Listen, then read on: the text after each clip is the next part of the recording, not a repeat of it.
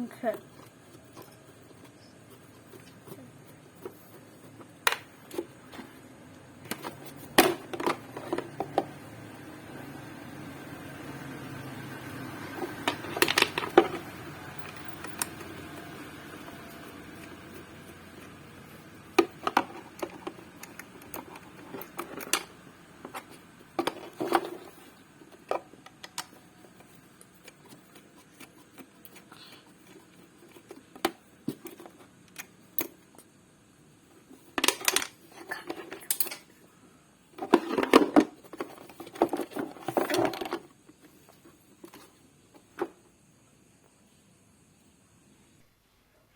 Selamat pagi, rekan-rekan, sobat, dimanapun berada. Mudah-mudahan sehat-sehat semua ya. Baik, sobat, rekan-rekan, langsung saja. Kali ini kami berbagi sharing info wawasan tentang automatic charger aki ya, sobat ya. Yang notabene favorit, cukup mudah, pilihan, cara mudah pilihan, eh, cukup favorit, lengkap juga, cukup lengkap juga, yang sering digunakan oleh bengkel maupun perorangan sobat. Jadi ini ya sobat ya, Auto Heroes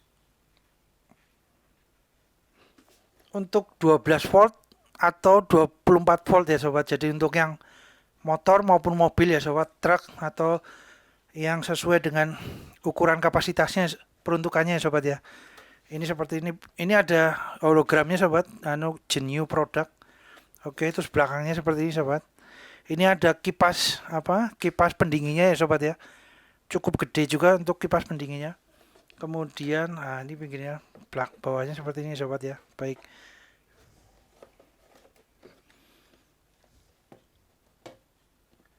Hal ini bukan untuk menyatakan bahwa produk merek A lebih baik daripada produk merek B atau sebaliknya, tidak ya sobat ya, karena tiap-tiap peralatan tools,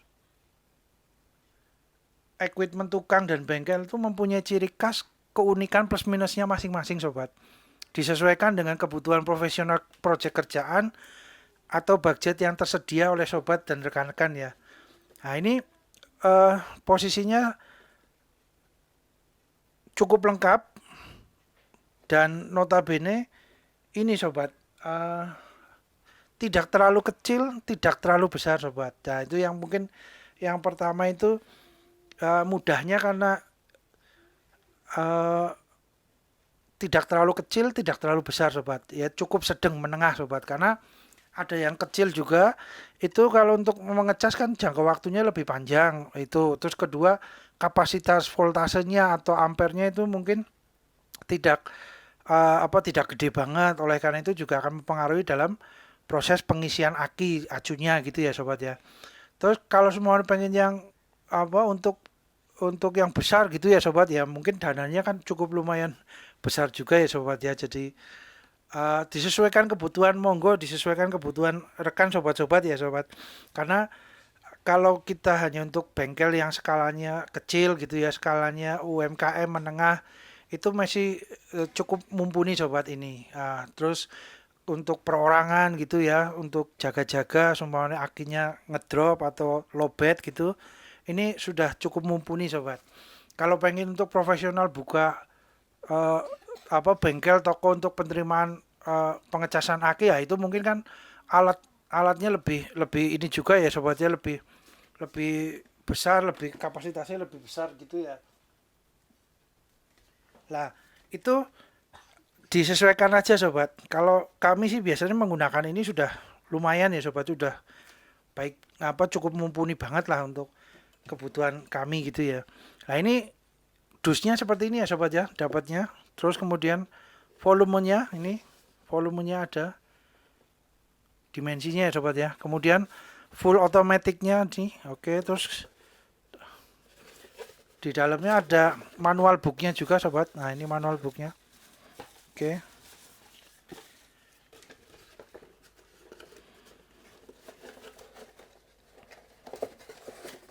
Yep. Nah ini sobat, manual booknya mantap. Ini untuk serinya model yang MF2B ini ya sobat ya, MF2B. Oke, terus dibaca-baca aja sobat untuk untuk ini ya, untuk buku petunjuknya ya, manual booknya. Oke, kemudian ini sobat, kita melihat dari ini aja ya, dari depannya aja udah cukup mewakili sobat. Yang kedua mungkin uh, charger ini punya automatic identification sobat. Jadi 12 volt maupun 24 volt. Jadi tidak harus di setting lagi tombolnya untuk kita mau ngecas aki motor gitu 12 volt. Itu harus kita pencet tombolnya, atau 24 volt untuk yang mobil kendaraan roda 4 kita harus pencet. Nah, itu kan kadang-kadang takutnya kalau usernya pengguna dari charger akinya belum terbiasa, takutnya keliru sobat ketika untuk ngecas aki yang motor 12 volt tapi ternyata kepecetnya yang 24 volt. Nah, itu kan nanti malah jadi ini ya sobatnya, jadi nggak sesuai dengan ininya ya. Nah, takutnya juga akan terjadi overcharging ya, lebih gitu ya, dan atau mungkin malah merusak dari aki baterainya itu kalau tidak sesuai lah. Unit ini sudah disesuaikan punya automatic, jadi dia otomatis untuk bisa mendeteksi 12 volt aki besar, aki besar 24 volt, atau aki yang kecil 12 volt untuk yang motor sama mobil gitu ya. Terus kemudian ada juga intelligent pulse repair tipe ini sobat. Jadi beliau punya menu untuk memperbaiki secara pintar ya, secara otomatis untuk aki yang mungkin sel-selnya masih bisa diperbaiki gitu. Maksudnya ditembak dengan pulse, dengan tegangan, dengan arus gitu, arus listrik itu bisa pulih kembali gitu ya. Ya minimal bisa digunakan lagi sobat. Namun kalau sel-sel dari akinya sudah rusak gitu ya sobat, sudah tidak bisa buat nyimpan listrik ya, tetap nggak bisa sobat. Alat ini, charger ini juga nggak bisa untuk ngecas itu. Sebenarnya kalau berdasarkan ini juga mungkin ya, kemungkinan besar kan kalau mau memperbaiki ya berarti sel aki yang di dalam itu harus diganti ya sobat ya, harus dicopot terus ganti lagi dengan yang baru, dirangkai lagi, dimasukkan ke tempat ini lagi. Nah, itu mungkin kemungkinan bisa kemungkinan seperti itu masih bisa ya sobat. Namun kalau sel aki di dalamnya, sel-sel akinya nggak diganti, ya tetap aja nggak bisa ya sobat ya. Itu logikanya seperti itu sobat. Jadi ini intelligent pulse repair kalau memang akinya masih bisa, sel-selnya masih bisa ditembak dengan arus, masih bisa dibangkitkan, atau mungkin bahasanya ya, di optimalkan lagi. Nah, itu mungkin itu ya sobat ya. Terus kemudian ini ada mikrokomputer chip sobat. Jadi sudah ada mikrokomputernya, chipnya ya. Kemudian untuk teknologi of pulse width modulation, jadi ada teknologi untuk arus tegangannya itu akan disesuaikan dengan kondisi kapasitas listrik di dalam aki baterainya itu ya sobat, di aki acunya itu ya. Jadi kalau semuanya dia sudah cukup penuh, charger ini akan otomatis mengurangi, menyesuaikan menurunkan ampere maupun voltase ketika mengisinya. Jadi aki atau baterai itu tidak terjadi overcharging ya, tidak over capacity dari aki itu. Jadi akhirnya lebih aman untuk akinya gitu ya sobat ya. Untuk chargernya juga aman juga, karena akan berhenti secara otomatis atau bertahap akan menurun sesuai dengan kapasitas akinya yang sudah mulai penuh. Nah, kalau kosong baru listriknya mungkin sudah sangat sedikit mungkin kalau sangat sedikit, nggak ada listrik yang sama sekali, kan kemungkinan besar sel akinya rusak gitu ya di dalam ya sobat ya. Maksudnya biasanya kan range-nya 14 volt lebih, 14 itu ya sobat ya. Lah ketika turun jadi 12 atau 13, nah itu akan disesuaikan, ketika pengisiannya itu akan disesuaikan dengan kondisi listrik atau tegangan yang ada di dalam aki itu. Nah, itu bahasa mudahnya seperti itu sobat. Terus kemudian ini ada manual adjustment atau full automatic, jadi bisa manual, bisa full automatic gitu ya sobat ya. Nah itu kemudian ini ini sobat. Jadi ada yang manual, ada yang otomatis sobat. Kalau kami sih seringnya menggunakan otomatis ya sobat, biar charger ini yang menyesuaikan dan mengecas dengan otomatisnya ya sobat ya. Kemudian ini ada yang ordinary baterai ya, ordinary baterai yang biasa ya sobat ya, yang lead acid ya, yang dengan MF atau yes pokoknya aki untuk motor mobil lah ya sobat ya, itu yang ordinary.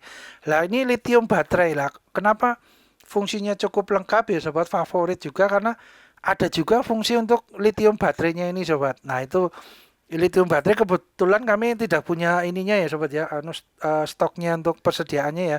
Adanya ini yang ordinary baterai ya, yang untuk motor mobil gitu ya.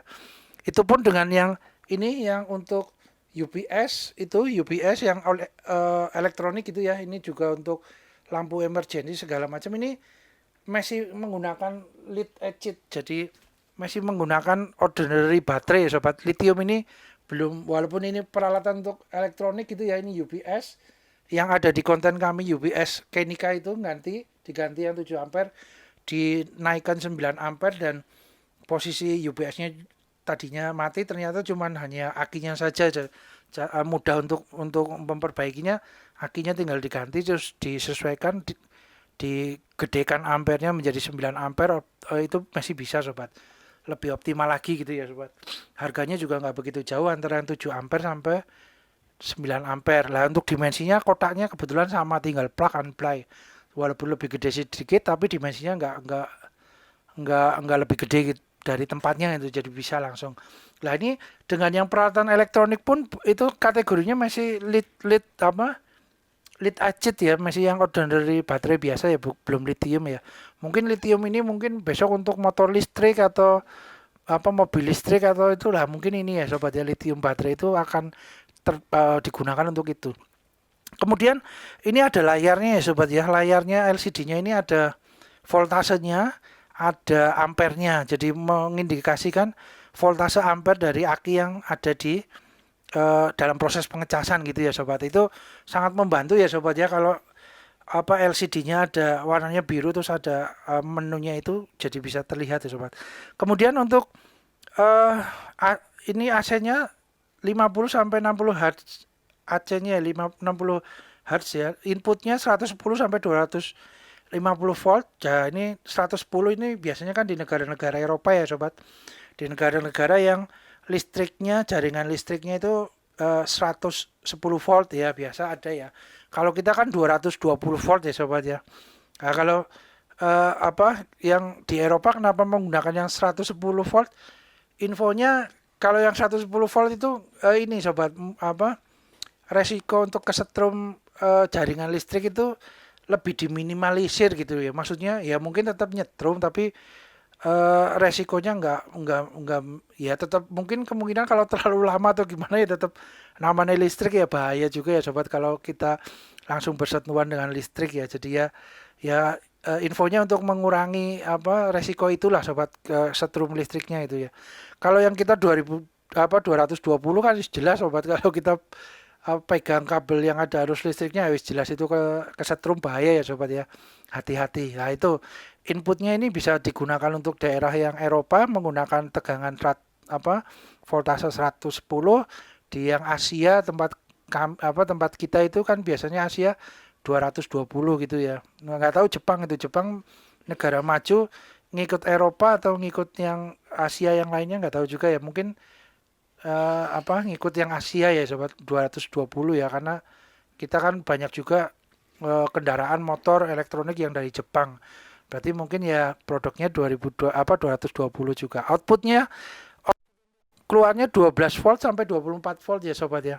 Ini akan otomatis. Nah ini indikator chargingnya sobat. Kemudian ketika kita colokan ke akinya, itu motor akan nyala yang ini ya sobat ya. Kalau yang mobil akan nyala yang 24 volt ini ya sobat. Jadi indikator charging ini juga mengindikasikan sobat kalau dicolokkan ke aki, kutub positif kutub negatifnya itu ternyata tidak ada indikator charging, berarti kemungkinan akinya itu sudah sel-selnya di dalamnya sudah rusak mungkin ya. Kemungkinan besar sel-sel akinya sudah rusak sobat.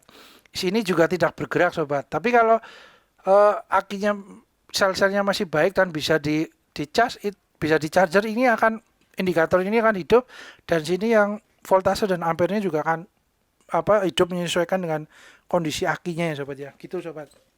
Kemudian ini sobat,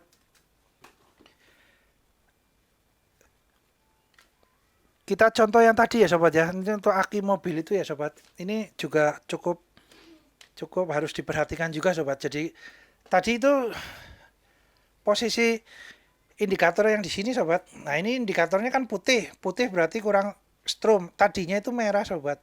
Tadinya ini indikator ini merah. Jadi ini kebetulan kami ada ininya GS hybrid ya sobat ya, mobil ya. Nah, ini posisi, nah ini kelihatannya sobat ya. Oke. Indikatornya tadinya merah sobat. Kami sudah isi air akinya, karena di sini kan ada indikatornya ya sobat ini ya. Lower maupun upper. Maaf ya sobat, ini berat sobat, jadi ya kita berusaha pegangin ya. Upper ini ada yang lower, tadinya posisi di lower sini sobat.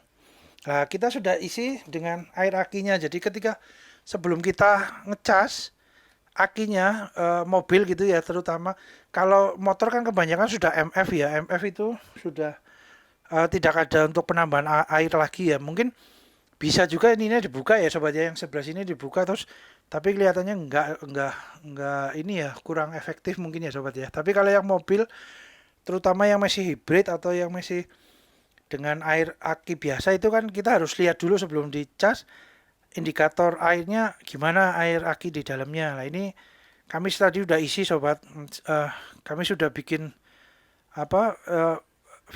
konten videonya tadi itu, cuman ini memorinya penuh sobat. Jadi ketika proses pengisian ini airnya kami ya, karena memorinya penuh ya, ini jadi di update lagi. Nah, ya udah, yang penting sudah diisi ya sobat ya. Ini diisi, kami menggunakan ini sobat, menggunakan corong pelan-pelan masuk satu-satu. Ini dibuka ya sobat, ini kan bisa dibuka. Nah gitu sobat ya, bisa dibuka. Oke, bisa dibuka, tinggal nanti diisi. Nah, ini yang harus diperhatikan ini sobat, air aki yang untuk menambah itu harus yang menambah ini ya sobat ya, digunakan untuk menambah. Nah, ini air aki itu kan ada dua ya, sepengetahuan kami ada dua ya sobat. Untuk yang menambah, khusus untuk nambah, dan khusus untuk yang awal itu, yang aki sur itu, aki yang untuk memfungsikan sel-sel aki untuk pertama kalinya, yang seperti ini sobat. Nah, ini kan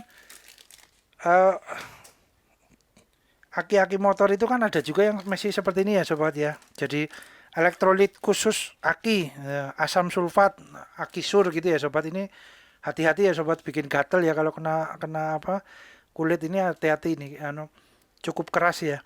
Jadi ini air aki yang pertama ini fungsinya untuk pertama kali sobat. Tapi kalau untuk menambahkan jangan menggunakan yang ini ya sobat ya. Ini contoh saja sobat, ini kan kebetulan bawaan dari aki ini gitu ya, satu paket di dalam kardusnya. Sebelum diaktifkan, sebelum dipakai, ditaruh, kasih aki sur ini dulu masuk lah. Ketika untuk nambah aki mobil gitu ya, terutama yang mobil yang masih gede-gede, ada banyak yang hybrid masih menggunakan air akinya ada gitu ya, itu menambahnya dengan yang khusus untuk nambah ya sobat ya. Jangan dengan yang air aki sur ini ya, yang asam sulfat, yang elektrolit khusus untuk pertama kali itu jangan sobat. Nanti bahaya, sel-sel akinya malah jadi rusak gitu ya. Tadi ini enggak apa-apa malah jadi rusak. Jadi harus diperhatikan sobat, ini jangan tertukar ya, jangan tertukar untuk fungsinya, karena masing-masing punya fungsi yang berbeda ya. Jadi kalau untuk menambahkan, cari yang air aki yang untuk menambah, ini digunakan untuk menambah, itu penting sobat. Jadi akinya, sel yang di dalamnya nggak rusak gitu ya sobat ya. Ya kurang lebihnya kita harus menjaga sobat, dia aman-aman sesuai dengan peruntukannya lah. Gitu sobat. Kemudian eh, berhubung durasi sobat, kita lanjut di part 2 ya sobat. Mudah-mudahan bermanfaat. Terima kasih.